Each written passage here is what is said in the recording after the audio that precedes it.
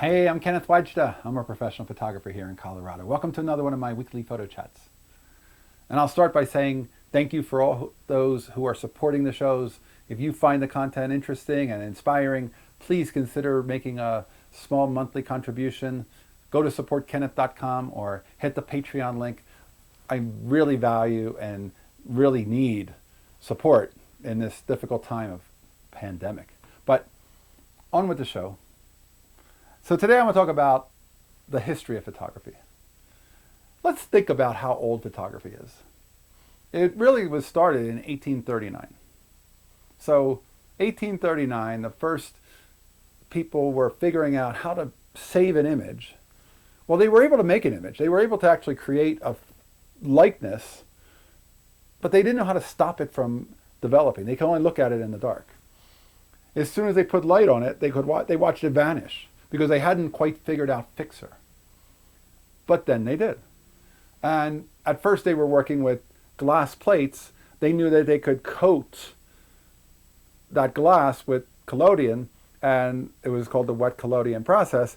They would put that into the camera, and then they had to process it right in the field, because as soon as it dried, it wouldn't be any good. You couldn't make a photograph out of that latent image unless you did it right at that same moment.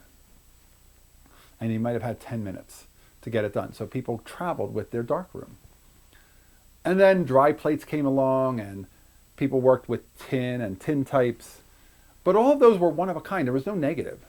A tin type, if you get somebody nowadays doing a, retro photo studio and making tin types, that photo is the only one that exists. Unless they photograph it and make some kind of an inner negative or make a digital copy, there's only one of them. It's like a Polaroid in a sense. A Polaroid is beautiful because you hand it to somebody, and that's it. It doesn't have any other existence, which is one of the reasons I'm a big fan of Polaroid. And it has its own look besides, but it's another story. But let's talk about the history of photography. 1839, it happens. They figured out how to make a photograph. By 1865, the Civil War is over. They filmed and photographed a little bit of that. And they photographed Abraham Lincoln. I just photographed a 96-year-old woman who was born in 1904. That's not that much further. That's only 30 years, 35 years past the end of the Civil War is when she's born. 35 years isn't that long of a time. And she's born. And at that point, Kodak is figuring out how to make dry plates and how to make dry film using acetate instead of tin, instead of metal. And he makes it so that everybody can make a picture. So when she's young, 1904, that Brownie camera was readily available. And now everybody's making photographs. They don't need a dark room. They don't need chemicals. They don't need to do it. Kodak will process. That's not that long ago. That's 100 years before the year 2000. 120 years before now. And I think sometimes people think of photography as like this thing that's been around for very long and it's like so sophisticated. But it really grew up in the 1800s with a very slow process that a handful of people owned cameras, and they were large wooden cameras, and they were expensive. And unless you got a Brownie in the early 1900s, you didn't have a camera. And people before the Civil War, there are no photographs of them. Nobody was ever photographed before the Civil War, really.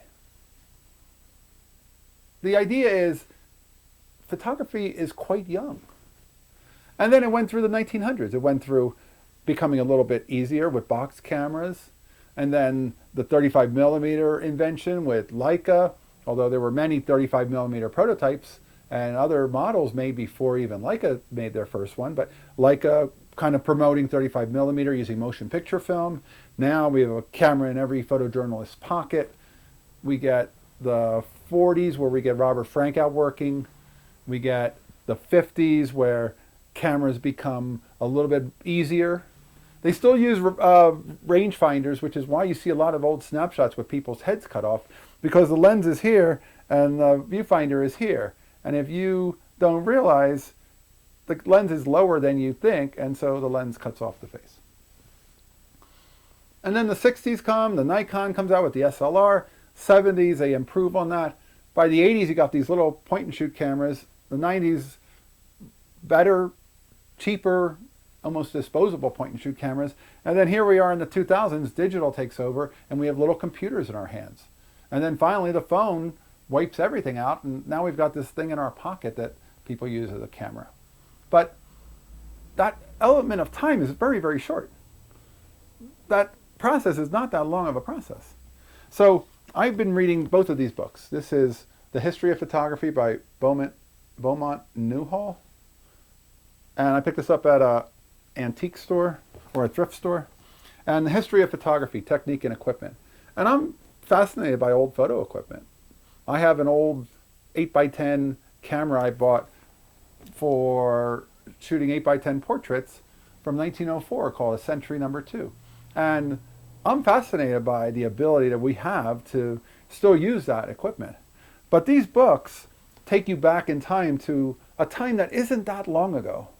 And you really get to see how difficult it was at first to figure out how to stop this developing image from overdeveloping to the point where it's missing and gone. And the challenges that they've had of trying to take that camera into the field and make photographs with it.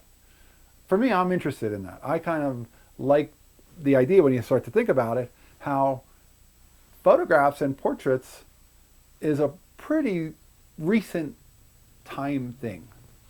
And we take it for granted because we see so many pictures all the time. And the delivery system has become a screen which people look at for less than a second. I still think that there's a beauty to making a photograph and making art out of it. And to me, art isn't an electronic art. A movie camera needs a projector. A video camera needs a television and a VCR or some kind of a tape or a drive to put that movie onto the screen. But a painting goes on the wall. A sculpture goes onto a stand. And a photograph goes on the wall. And that's what they were making. They were making photographs. And when you see photographs that were made and how technically advanced they were very quickly, and what they were doing with these big cumbersome cameras, it's fascinating for me to go back in time and realize here's a 96-year-old woman that I'm photographing, and she was born not that much after it was started. 70 years? That's not that far. After the invention of photography, she's alive. So you could count back a few generations, and it's a pretty small window of time of how long we've been making pictures of each other. Those old tintypes I think went for when people were going to World War I. It was a way that you could take a photo of your loved one with you and hopefully you get back to them. But you could leave them with a photograph of you because there was no other way to have any way to picture you. So the history of photography is fascinating to me, and it might be to you too. If you're interested, take a look at some of the books. These are out there, like I said, in thrift stores, and they're not beautiful copies. They're not in great shape. They're just good information. And I have a lot of photographic monographs that I like to buy when they're in better shape. But these, even though it's a little tattered, it's still got great information about those old cameras, the way people worked. And I'd recommend them.